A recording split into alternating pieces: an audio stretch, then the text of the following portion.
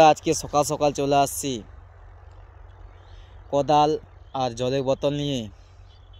আজকে আল কোদাল করতে আমাকে কমপ্লিট করতে হবে। খুব ঠান্ডার মধ্যে, এত ঠান্ডার মধ্যে চলে আসছি, মানে কি বলবো তোমাদেরকে, আমি নিজে ভাবতে পারিনি এত ঠান্ডার মধ্যে আজকে আমি এত সকালে চলে আসছি, মানে ভাবতে পারছি না। ঠিক আছে, তো অবশ্যই কমেন্টে শেয়ার করবা। ঠিক আছে, আমি জমির মধ্যে পৌঁছে গেছি এখন। ঠিক আছে, আর শীত এত ঠান্ডা, মানে কি বলবো, খুবই ঠান্ডা লাগছে। তার মধ্যেই আসতে হচ্ছে, নাহলে তো হয় না। কি করব, এটা করতেই হবে আমাদেরকে। কাজের দিন এখন, কাজ না করলে কীরকম করে খাবো আর চলবো।